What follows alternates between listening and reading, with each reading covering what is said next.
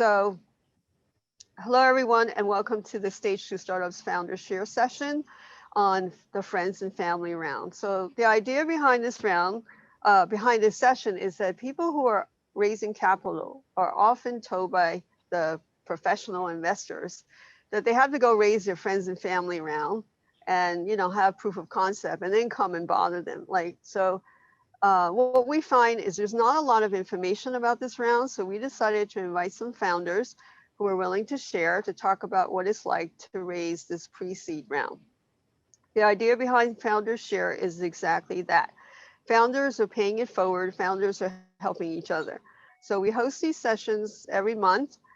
We've been doing it since May, and we try to tackle different topics. We're going to be talking about marketing and sales next month. We hope that if you're interested in what we're doing, that you'll join us next month. So I will be sending you the blog link for our Founders Share notes when we're done later on in August. For those of you who might be new to Stage 2 Startups, which I don't think there's that many of you who are new, we're a volunteer organization focusing on helping founders and professionals who are working for others who are interested in becoming founders to make the jump by providing networking and access to resources and information. And if you want to know anything else about Stage 2 Startups, including what we've done in the past and what we'll do in the future, you can visit stage2startups.org.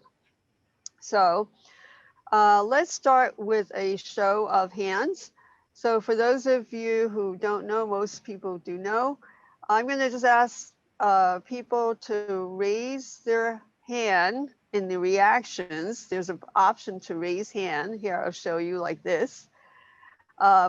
If you are in the midst of raising capital or planning to raise capital. So if you're planning to raise capital, if you're in the midst of raise capital, please, raise your hand. And so that's your reactions button on the bottom.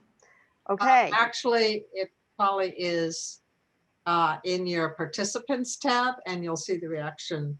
You'll be able to raise your hand down there as well. Right. Yes, it's in the bottom. Okay. So, and also you can lower your hand. So if you don't feel like having your hand up the whole time, you can lower your hand. And for the purpose of sharing, if you want to share your info for networking purposes, you can put your name and email and name of your business in chat. So just to lay the groundwork, I've actually raised capital twice. The first time without truly knowing anything about raising capital, except for what I read. And that was actually before the internet had a lot of information available. So I was at the library and visiting a lot of lawyers. And I did actually something called a Reg D private placement for the first startup. And about 5 years ago, I actually, for a different company, I did a convertible note. So hopefully some of you have seen the link that I sent to everyone about the vocabulary involved in raising capital, and so that you know the language to speak. If not, please take some notes, and if you want to email me later at Betty@Stage 2 Startups, I'll be happy to answer any questions that you have. So I'm going to basically start with asking a few people to talk about their experience raising their first round, their friends and family round. So basically Robin, and then Gopal, and then Richard. I want each of you to share a little bit about, your company and what your company is doing. And so from the perspective of someone who has had, a really big idea that could generate potentially a lot of money, I would think it's your natural inclination that you want to share that potential with some of your friends and family, right? Because you're really invested in it. And they see what you're doing, they see the potential, they know how hard you're working. They want to bet on the jockey, which happens to be you. So Robin, what is your background, and what did you say to your friends and family when you said, hey, I need some money? Or do you have to say it? Thanks.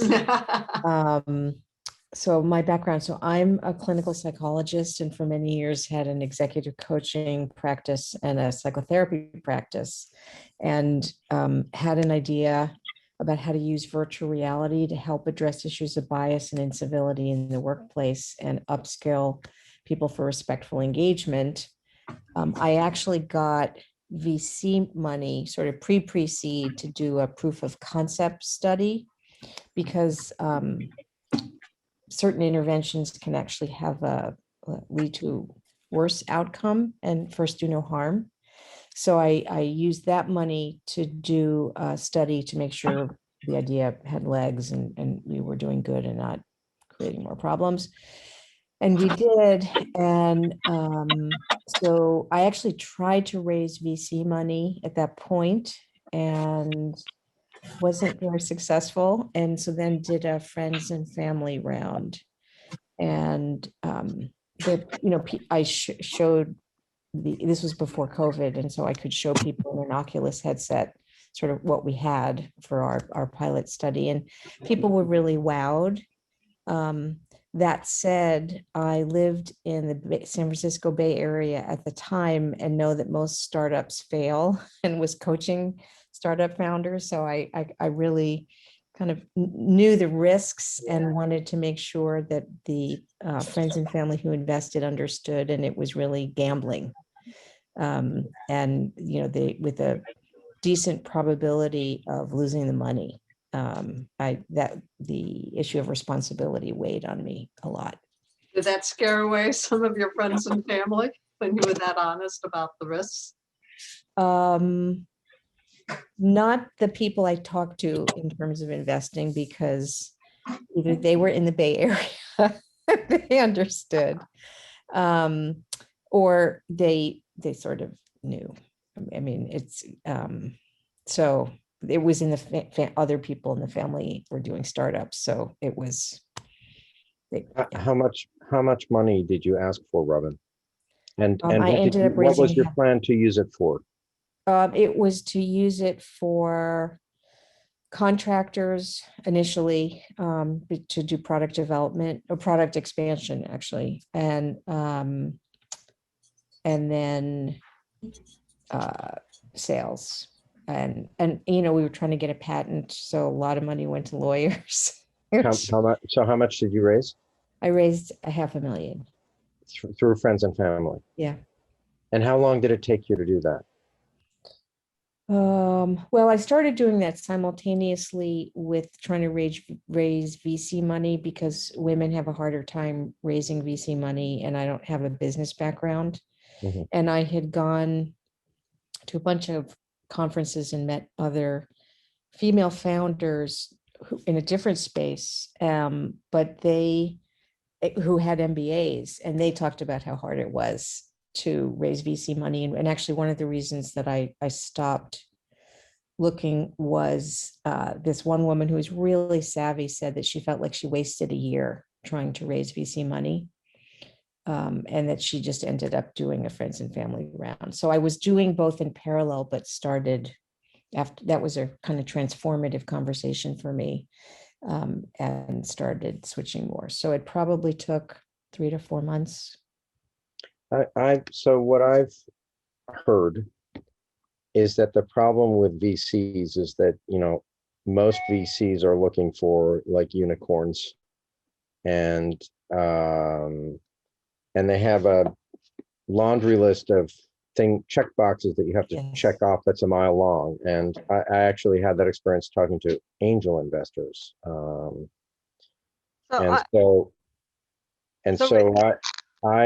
not sure that going the VC route is the best way to go. And the conclusion I've come to is that I really want to find individual investors who will get excited about my idea and put money in. Richard, so yes. I'm going to ask you to hold because Richard Russo is in the midst of raising money from micro. Okay. So I'm going to ask, I'll ask Richard to jump in and talk about his background and his friends and family around and how he got to VCs. And then we're going to talk to Gopal, because actually he raised too, and he's actually had experience with some VCs. So I'm going to Okay. ask both these guys to jump in. And not that your question is not important. Actually, it fits right in with what they're going to talk about. Okay. It may be answered. Okay. So Richard and then Gopal. Okay. Thank you. Well, I'm in the life sciences business. So, of course, the method that you choose to raise money has a lot to do with the type of business you're trying to raise the money for. One of the most important things you need to do, whether it's friends and family or angels or VCs, is to identify who's interested in your type of business. And those are different audiences.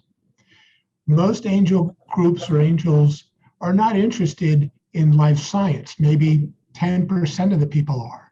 And one of the things you have to do when you're working with angels, if you're in life science or any other business, is find the people who are interested in your type of business.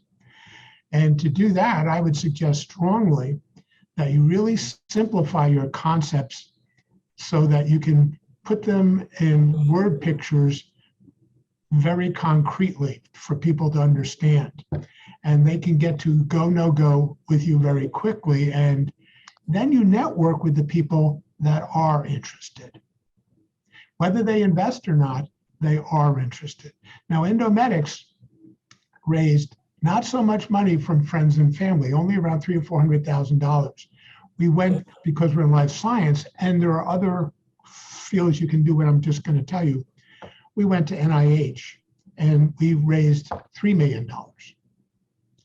And then we came back and raised a total of about $4 million from angels and private individuals, including myself. Now, it really helps, and Robin hit the nail on the head, it really helps if you've done this before, so that you have some type of track record.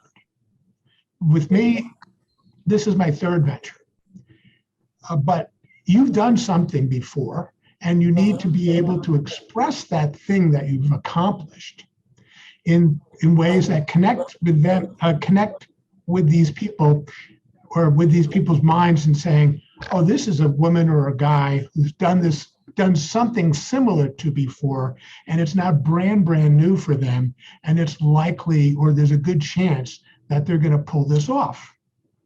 And of course, it really helps. I'm giving you a lot of different things. It really helps once you've given this outline of the business you're in, that you identify the stages in which you're going to get to at various points, and when you're going to be able to give them their money back.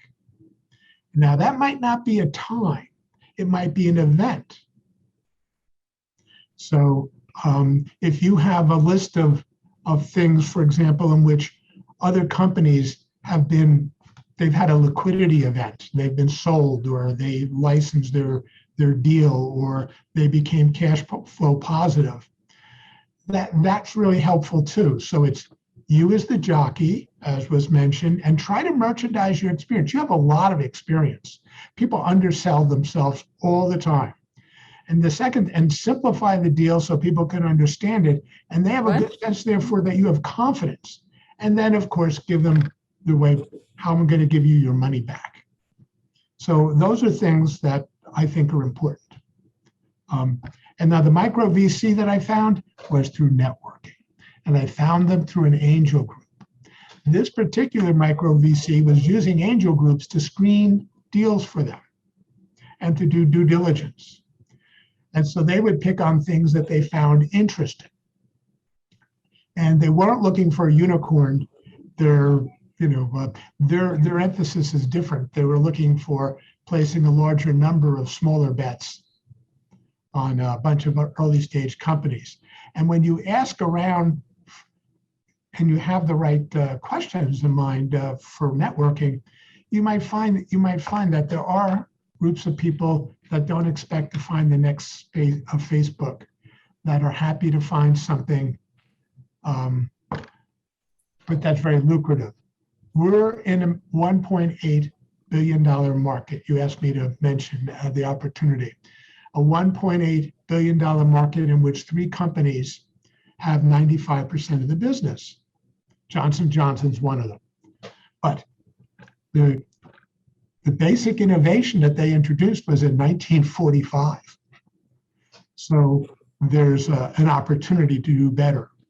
And, that's part of the story, and that makes you attractive. If you can show how everything that is being done right now has a lot of opportunity to improve, either financially or quality-wise, or time is quality, you have a story.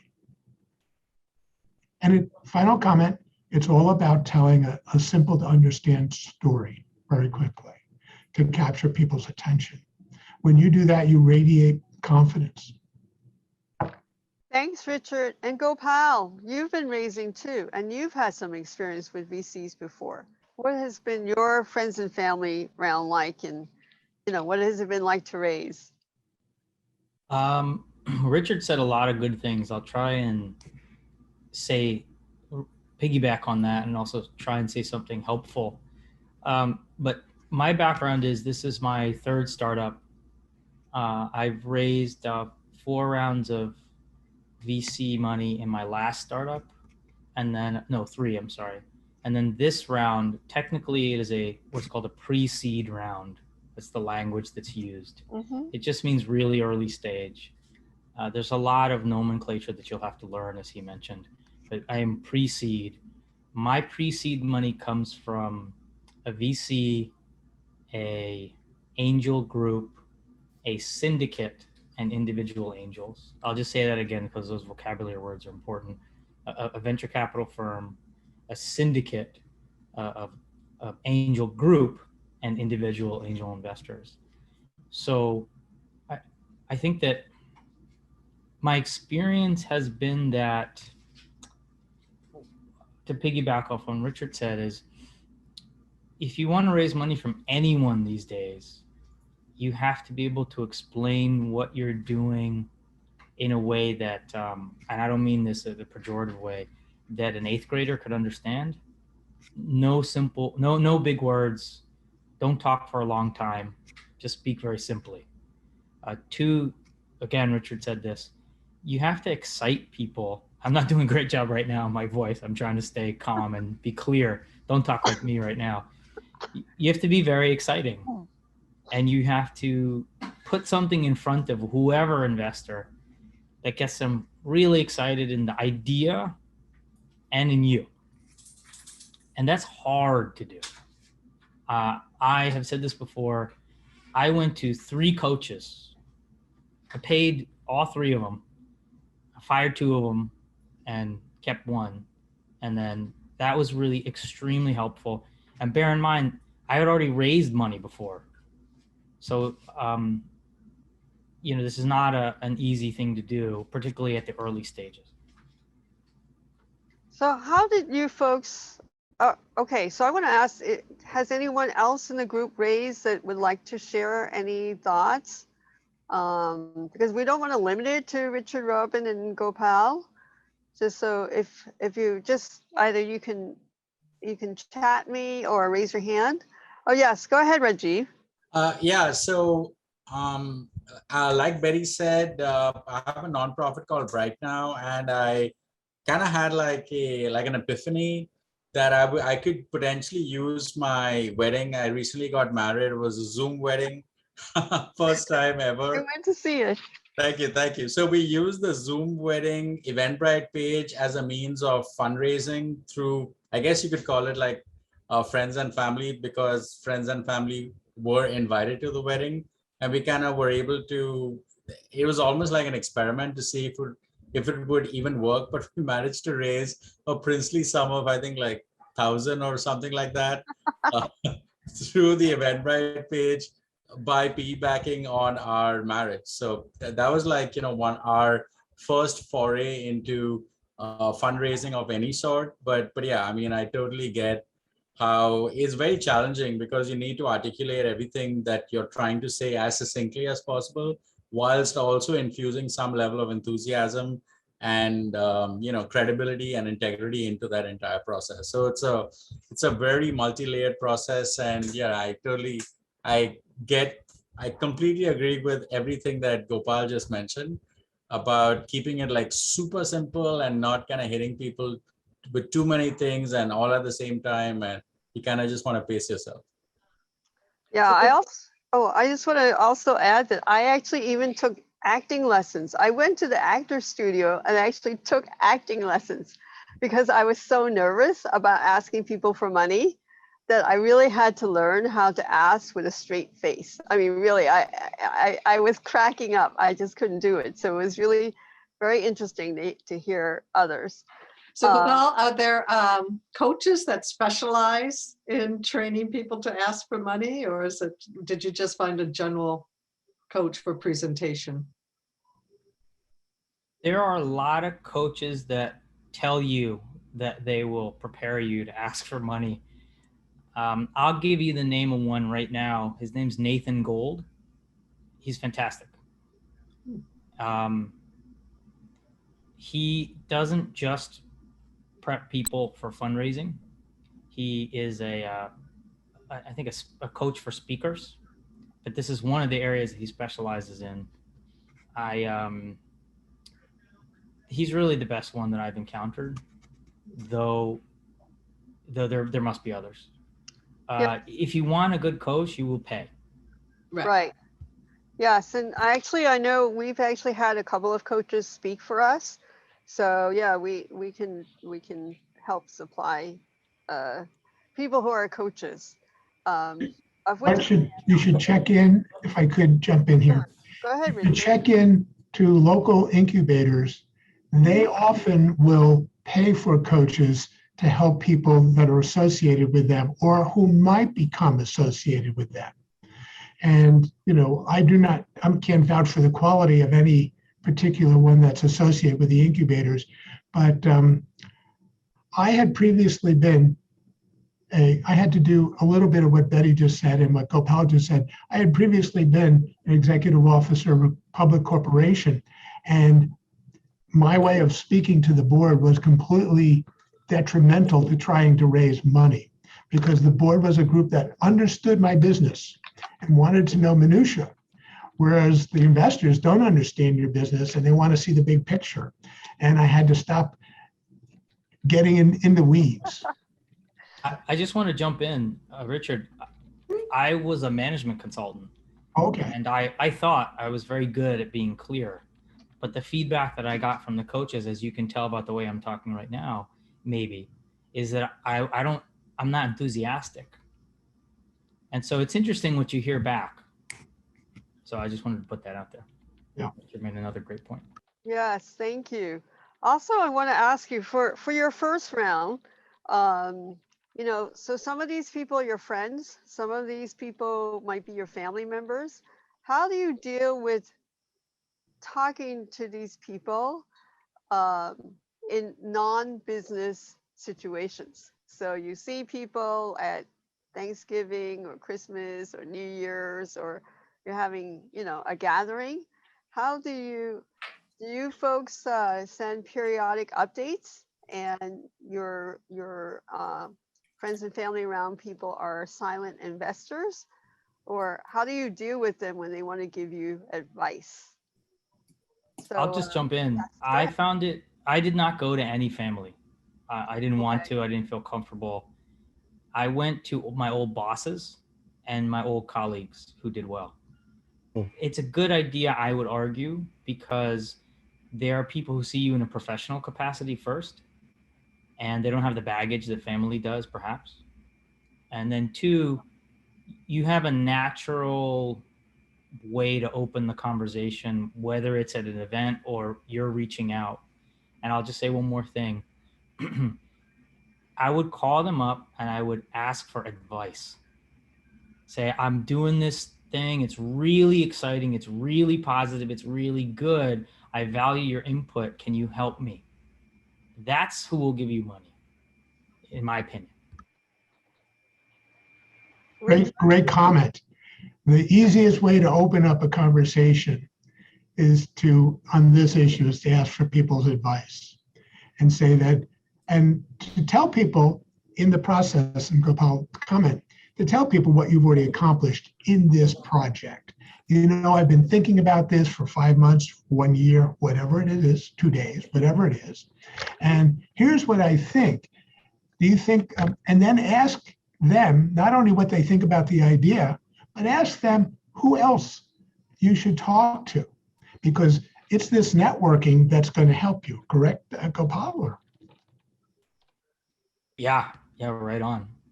Yeah, I would totally agree in that. I remember for my first startup, I actually went to an investment banker and asked him to help me identify people who could be interested in my idea, which actually, in retrospect, is a pretty big idea because it was pretty much like LinkedIn.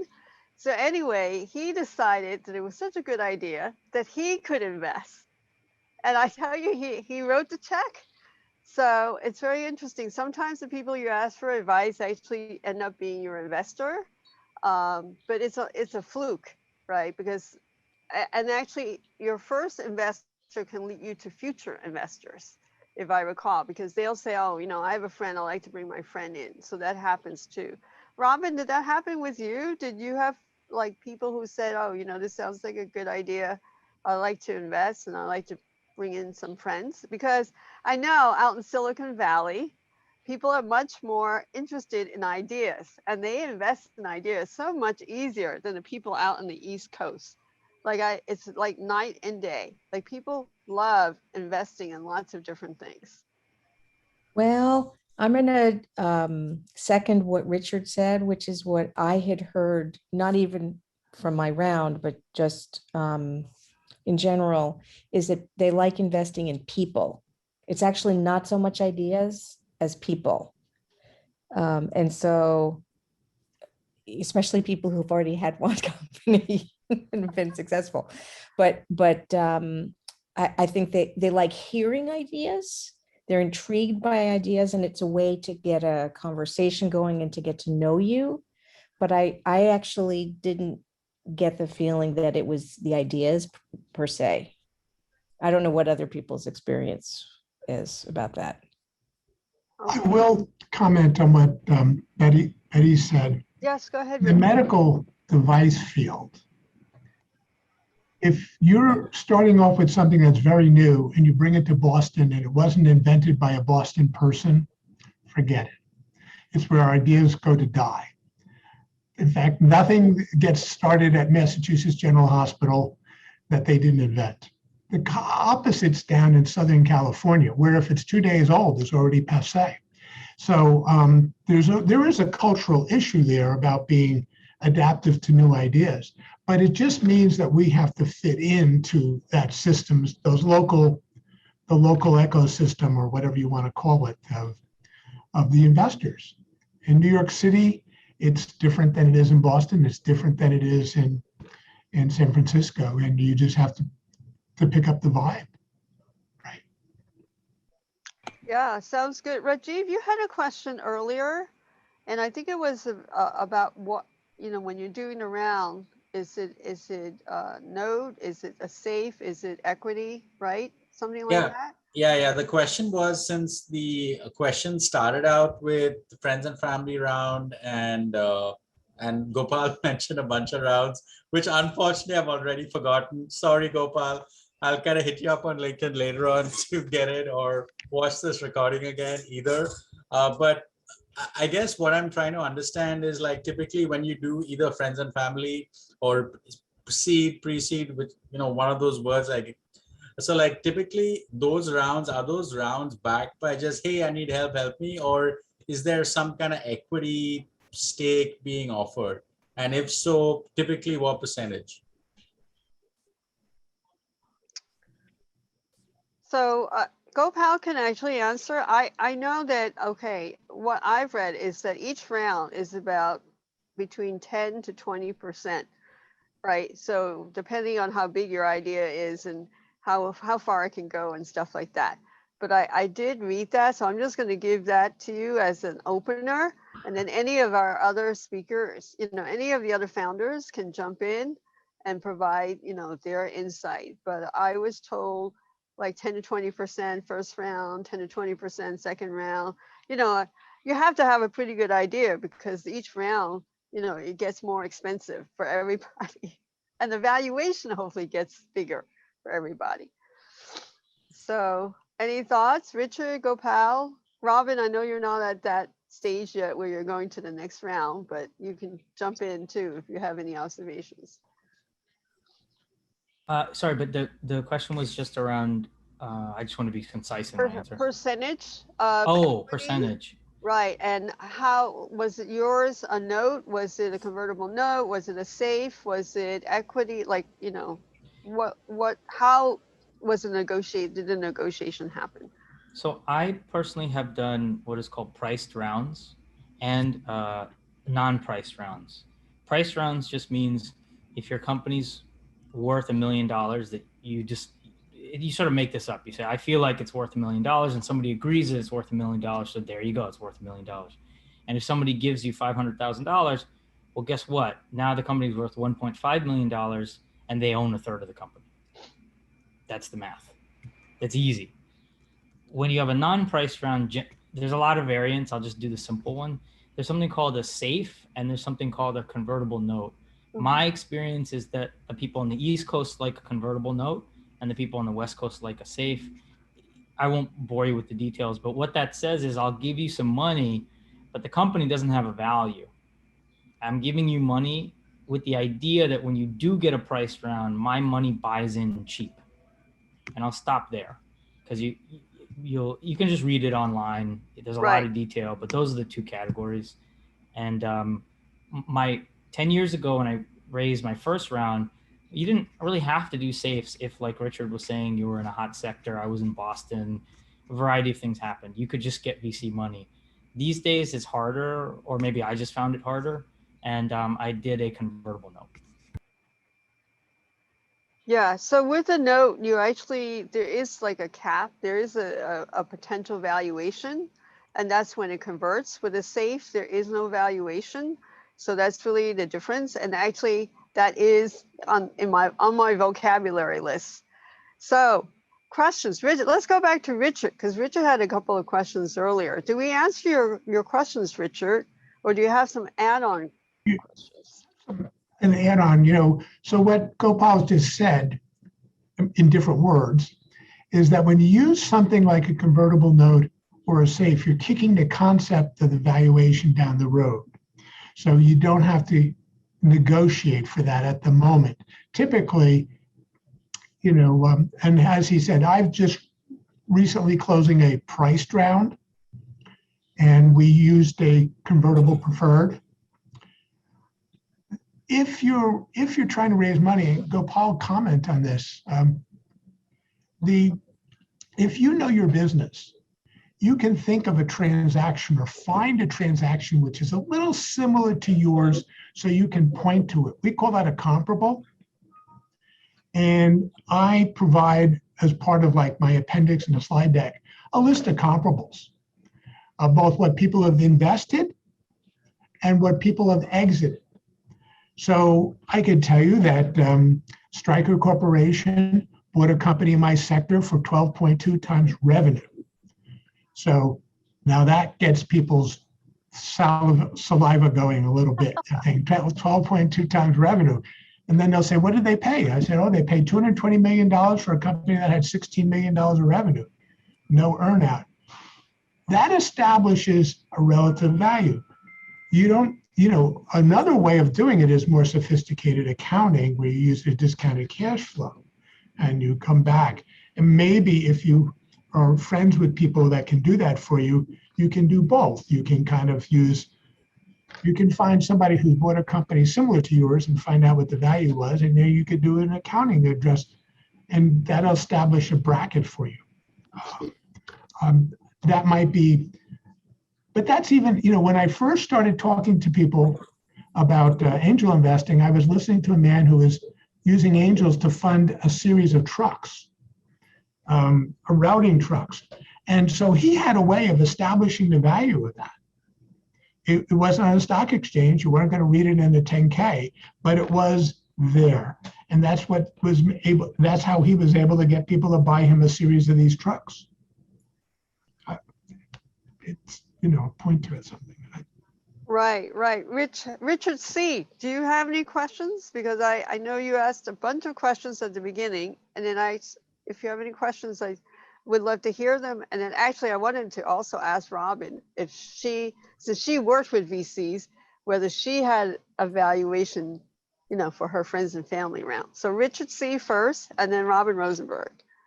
So I think the thing I'm most curious about in terms of friends and family is I have been hesitant to go that route because I am concerned about damaging family relationships, because as you're all nodding vigorously, you live with these people for a long time. And I had the unfortunate experience of having an interaction with a significantly older brother-in-law who has been very successful and has a lot of money, who basically completely dumped on my idea it was actually very upsetting to me, because he is an economist and he doesn't know anything about my idea, and he didn't even ask me, what is your idea and why do you think that it makes sense? And so that has made me extremely shy about this. I just want to jump in. Everyone will tell you your idea is bad. Yes. You just don't care. No, I have other relatives who like the idea very much, and the conclusion I have come to in my psychoanalysis of my much older brother-in-law is that he basically worked for a big company and then went out and did the exact same thing, and he has never done anything innovative in his life. And whereas I have done things that were innovative, maybe not as successfully as he has, but when you do things that are innovative, as I think a lot of you know, is you go out on a tightrope without a net under yourself. And the whole point of it is that you're going out on a tightrope without a net. So Betty, I'm sort of more in listening mode, just because I'm not sure that I am interested in going the friends and family route. Although honestly, there are a number of friends who I believe, would be willing to invest in me. Where I am now is I have flogged this horse far enough or long enough that I now have to go out and run a pilot in the market. And raising money is not going to be the determinant whether I can do that or not. It's my going out and talking to people and getting the permission to run these pilots that is going to be the determinant. So now the onus is on me more than anything else to actually do this. Once I've done that, I have to put a plan together to figure out if I do actually need to raise money, and I may not need to raise money, then how much do I need? What will I use it for? And then go back to some of the quote investors that I have been talking to and say, all right, well, you've been smiling and, lending an interested ear. Would you put down X dollars for me to run this pilot to test this? Because I've gotten other investors who've told me, once you've run a test, come back and tell me about it and I will write you a check. So that's kind of where I am now. Nice. Okay, so Robin, what did you have to do evaluation for your friends and family round, or did you not? Since you No, they're convertible notes. Okay, all right. Can you explain that, Robin? So what does it mean it's a convertible note? I'll let Betty explain. Well, no, but I mean, basically they gave you X dollars and you promised that you would give them Y dollars back, or that you would give them X equity at the end of a certain period of time. How was that? Okay, so Richard, we're going to take this as an aside, and I will go into much more detail since we're personal friends about convertible notes. Okay. But essentially, I think Gopal mentioned that, basically it is a loan with a potential valuation, which is a milestone. And when you hit that milestone in terms of potentially raising X amount of money, then it converts, and the people who hold that note can get X percentage of equity. So there's a certain amount of detail to that, and there is a certain amount of figuring out a price or a valuation to your business. And so without going into a lot more detail, I can actually show you one. So let's let me do that instead. Fine, fine. Okay. Okay. So, you know, it's like 6:45 already. It's going by pretty quickly. We've got a lot of going back and forth and sharing. Does anyone else in the audience have a question that they would like to ask? Because I don't want to basically ask all the questions. But you know, if not, I can ask a couple of more questions, and actually we can take it there from there. So let me take a quick look. I don't see any questions, right? All right, so why don't I ask this question, which is always kind of interesting. You know, Richard Russo had mentioned earlier about liquidity events being a way for investors to think about, you know, getting their money back. So I wanted to ask all three of our participants who my friends who are willing to share. Did you actually say that there would be a certain type of liquidity event that would allow your investors to, you know, get out, so to speak? It used to be that everyone would say, oh, we're going to do the IPO, but of course that doesn't always happen. So I'm just curious, did you say, you know, when you get more investors, did you say when someone's going to offer to buy you? Like, what is the out for your investors, and how long might they typically think that might happen? So Gopal, Robin, Richard, whoever wants to jump in. So yes, I had what's called a comp, as Richard said. There was a company that did something similar to mine and got purchased at a 7x revenue multiple. So that was there. That was interesting to people. But I think the question that everybody really wants you as the entrepreneur to answer is, how are you going to make so much money? And that's today that's defined as annual recurring revenue or monthly recurring revenue. If you can explain how you're going to make a massive amount of those two things, that's all they're really asking you for. Right. So sort of some kind of a short answer is, well, listen, IPOs would be very exciting and acquisition would also be exciting, but I'm really focused on getting to this number in this many years. And then you just sort of keep your mouth shut, and then they'll ask you, well, how are you going to get there? And that you got to show. But if you do those two things, I have found that it's more, it produces better results, surprisingly to me, than that comp did. I thought the comp would be it, but for me, it didn't work as well. Richard, what about you? Variant of that, but I want to come back to Richard C's comment. Gopal gave us a very good idea. Sometimes our families are not the type of people who do investments. Maybe they're security oriented, they're happy with government jobs, they want to be teachers that are secure or whatever, you know, good people, but they're not risk takers. But the people that you work with, consider them your family and do the same and do what Gopal was saying. Gopal putting words in your mouth, but there were people who knew you professionally, right? That said, oh, this guy is not such a loser.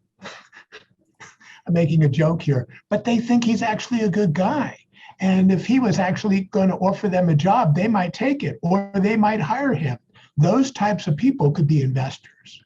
And if you approach them like family, you might have somebody to go to.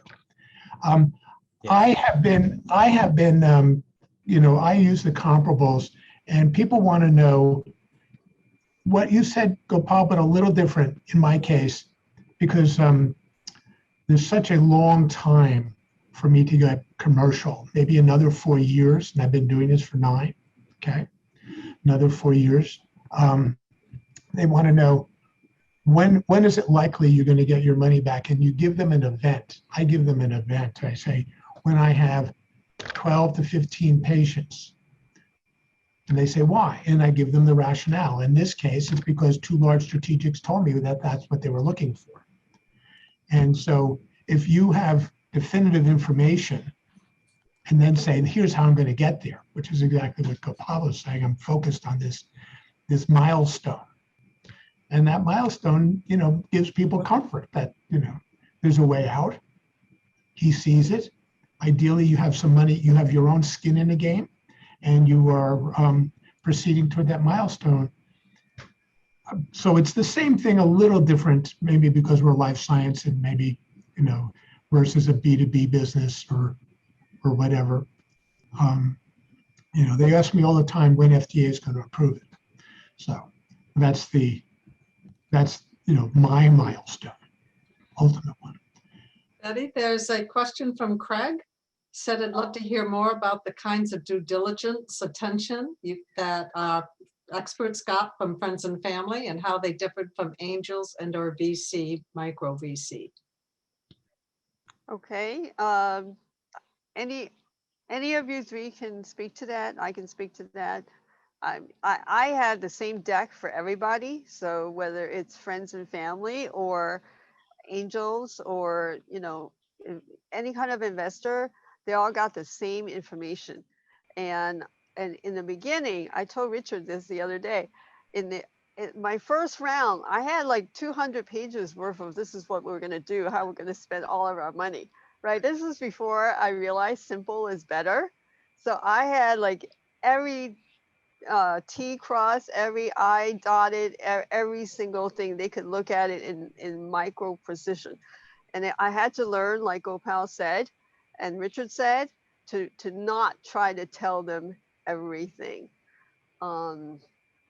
So for me, it was all the same. Was it the same for all of you, or did you share different things for different people? Gopal, Richard, I'm Robin? curious for Robin, because you have sort of a different story. I would love to listen, frankly. Now, sorry to put you on the spot. I didn't mean to do Oh, that. it's okay. The deck was the same. I mean, the information is the same. The experience is the same. The elevator pitch, which, as we all get so tired of being pumped for, was the same. Now, I think that's a little bit different than the friends and family did not give me a rough time about when the liquidity event was going to happen, exactly how I was going to use my money. I mean, there was a lot of trust. They saw the product, and it was really, I mean, it's, I don't know, really, they were investing something because they believed in it, and it wasn't so much about making money. I mean, not losing money is good, but the friends and family round, it was because they were wowed by what we had and sort of our mission, if that makes, I mean, it could have been a nonprofit in that respect. So, but the information transmitted was exactly the same, like Betty said. My experience is different. So you're only allowed to do one type of raise at a time. Okay, so you cannot have multiple rounds of investment going on at the same time. That's a violation of securities law. So right now I'm just finishing up an angel round, but I've been doing some preliminary seeding of, talking to VCs. The VCs are financially oriented, and they're risk oriented, and they're time oriented. Okay, they have a fund they need to exit by a certain time, and they want to get the sense of how quickly they can get their money back from you. They're very transaction oriented. I found the angels to be very product oriented. They like the fact that I show bleeding in the brain or whatever, literally, and they get very excited about the product. Now, knowing in Gopal, I didn't ask you what kind of business you're in, but in life science, patents are very important. So when people are doing due diligence, one of the very first things they ask you is, what is your patent position? Do you have patents filed? Do you have patents issued? And what are the barriers to entry? Which are all interrelated, those three things. But that's been, in life science, that part, you have your technology and you have your protection of your technology. and then the market size in terms of procedures or that type of thing. Those are like the core that people want to hear, particularly the VCs, you know. So I'm not disagreeing with what you said, Robin. I'm just saying that they've been, in fact, I'm agreeing with you. The angels I know are very product oriented. They want to know how it's going to work, and can you show me, can you give me a sample to try? You know, it's helpful. Right. I mean, it's the different, I mean, VCs, as you put it really well, they have their own LPs that they have to, you know, it's kicked up one level, the same dynamic. They have to show the value of their funds and give a return on investment to their LPs. Otherwise, they'll lose them for their next round and sort of ad infinitum. And so, you know, they're, at least in California, they're really, they want the 10X. They actually don't, they would rather have one 10X out of 10 than, you know, 5 2X. It's bizarre, but they're like lemmings, in my opinion. But, you know, friends and family, I mean, for me, it was about not overselling. You know, it's not the pipe dream of 10X. It's money they can afford to lose, but they're investing either because of me or because of the product or the mission of the company, you know. So, you know, friends, so you've got different slices. There's the VC slice, there's the angel who have sophistication, who have some money to lose and are, you know, often bored and are interested in being intellectually stimulated, right? I mean, that's a whole other different segment with very different goals. It's, I don't want to say amusement isn't exactly the right word, but it's almost on verging on kind of an intellectual entertainment, for some of them, for some. And so, and then friends and family, and they all have very different motives for investing and sort of what they're looking for and why they would invest with you versus someone else. Right. So you know what? It's 6:57. So I just want to say that we're going to be finishing off. I also want to say that if you're raising money from your friends or your family, that you really have to make a judgment call about whether they can afford to lose any money, right? So you have to actually decide, is it worth it to even talk to them? But if they have, you know, hey, look, so there's plenty of people that have like 5, 10, 20, $50,000. And, you know, they might be willing, they might go to Atlantic City and spend it all week, you know, in a weekend or a day. So you have to like think about who your investor is, whether it's a friend or family member, a colleague, or the angel, right? And think about what would it hurt them if they lost it all?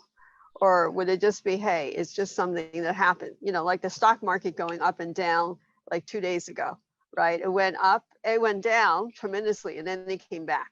So think about it that way. And if any of our speakers would like to share like a parting word of advice, I'd like to invite them to do that now. You know, Richard or Robin or Gopal or anyone else, you know, if you've had the experience and you want to share. So let's say Richard is unmuted, then Gopal, and then Robin.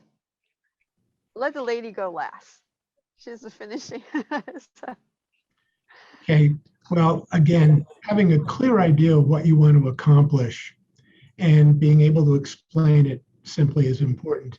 And knowing how much money you need to get to a significant turning point. You know, that we call that a milestone. There's all sorts of buzzwords for that. But to the point where someone can say, you can say to yourself, I've really accomplished something. And that helps you go back and get to the next point. I think that's really key. And you know, Gopal said it in different words, but you know, you radiating confidence and demonstrating how you know how to navigate operationally to get there is important. Absolutely. Thank you, Richard. Gopal, your parting thoughts? I'm trying not to say the same thing. I would say, I said it before, I would get a coach once you think you have something, get a good coach. You might pay a few $100s. You might even pay like $1,000. It's really worth it. Even if you've done it before. I thought I was really great at it. I talked to this coach and I found out I wasn't. I got much better. That's one thing. Two, you know, I wouldn't worry too much about the jargon. If you have a good pitch, go to people, find people, and there's lots of pitch competitions, digital and in person. Just make sure that the people there are really truly people who would invest. Even if there's like 10 of them, I would just ask the question before you get into it, just so I know, how many investments do you have out right now? And if somebody says, oh, like 27, yeah, that's somebody. Or if somebody says 6, that's somebody. If somebody else is like, well, I've been investing for years and whatever, just I wouldn't pitch them. And that's kind of my parting advice. And everything else Richard has said is actually very, very good, I think. Yes, thank you. Thank you, Gopal. Robin, do you want to have any parting words of advice? The only thing I would add to what's already been said is to really think about what your minimum amount of investment would be from Friends and Family. Is it 20,000, 50,000, 100,000? The smaller the amount, the more people you'll need to have investing in theory.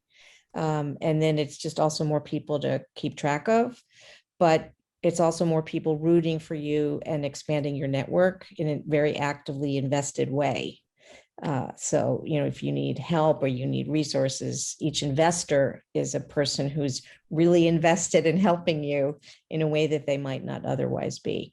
So just to think about that as you think, because they may ask, well, what's the minimum amount I would need to invest? And so to really think about that, and even the maximum amount.